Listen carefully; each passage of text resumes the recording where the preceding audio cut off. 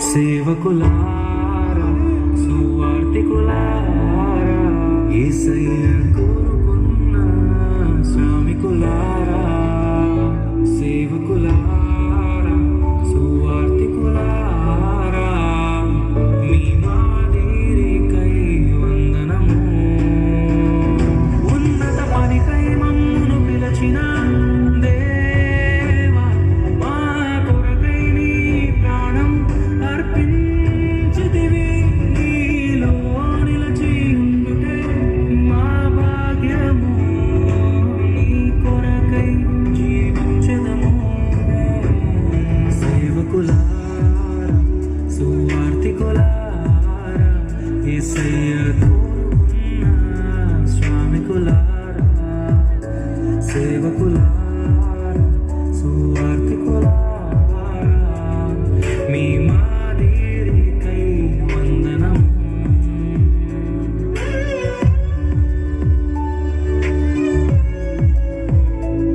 చంపారు, ప్రవక్తలను చంపారు, ప్రవక్తలను రాళ్లతో కొట్టారు, అవమానించారు, చంపారు. ప్రభు అన్నాడు, కాబట్టి రాజు కోపపడి తన దండ్లను పంపి ఆ నరహంతకులను సంహరించి వారి పట్టణము తగులబెట్టాడు. మీకా నిలబడి చెప్పాడు, హోషేయ నిలబడి చెప్పాడు, యెషయా నిలబడి చెప్పాడు, ఆమోసు నిలబడి చెప్పాడు. వాళ్ళు చెప్పిందంతా ఇదే. మీ మధ్య న్యాయం లేదు. నేనేమడిగాను? మూడే అడిగాను. మనుష్యుడా, ఏది ఉత్తమమో నీకు చెప్పలేదా? నేను నీకు ముందే చెప్పాను కదా. న్యాయమును జరిగించుటయు కనికరమును ప్రేమించుటయు. చెప్పండి. దీన మనసు కలిగి యెహోవా ఎదుట ప్రవర్తన. ఇంతే కదా. నువ్వు మనిషివి కాబాబు అంటున్నా నేను. అంతే.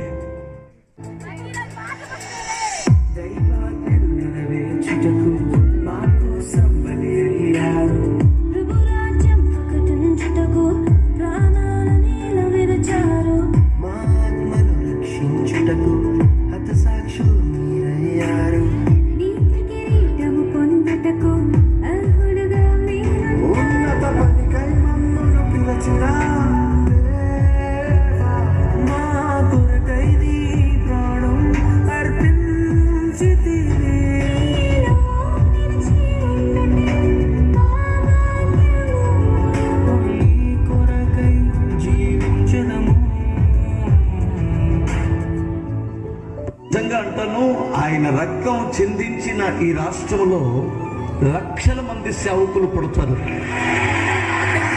లక్షల మంది యవనస్తులు లేస్తారు. అంత గొప్ప కార్యం జరిగింది.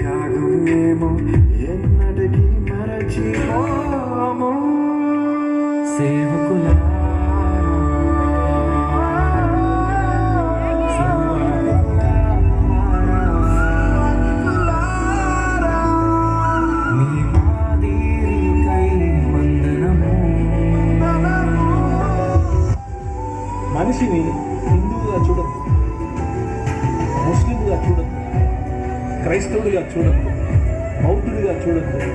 మనిషిని మనిషిగా చూడద్దు. కష్టమా? చాలా కష్టం.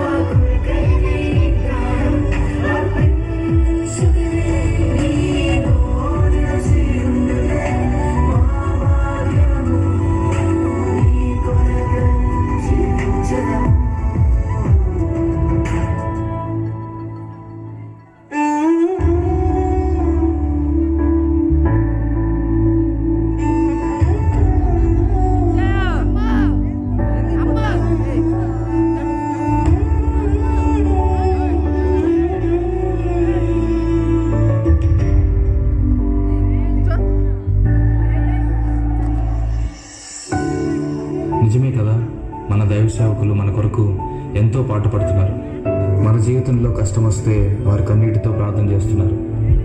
మన జీవితంలో బాధలు ఎదురైతే వారు మనల్ని ఓదారుస్తున్నారు. అటువంటి దైవ సేవకుల గురించి ఒక నెగిటివ్ న్యూస్ వస్తే అది నిజమో అబద్ధమో తెలియకుండా వారిని నిందించడం చాలా పెద్ద పాపం. హెబ్రీయులకు రాసిన పత్రిక 13వ అధ్యాయం 17వ వచనం ప్రకారంగా, మీ పైన నాయకులుగా ఉన్నవారు లెక్క అప్పచెప్పవలసిన వారి వలె మీ ఆత్మలను కాయుచున్నారు. వారు దుఃఖముతో ఆ పని చేసిన ఎడల మీకు నిష్ప్రయోజనం గనుక దుఃఖముతో కాక ఆనందంతో చేయనట్లుగా వారి మాట విని వారికి లోబడి ఉండుడి. ఇంకా ఎంతో గొప్ప సేవ చేసిన దైవజనులు ఎంతోమంది ఉన్నారు.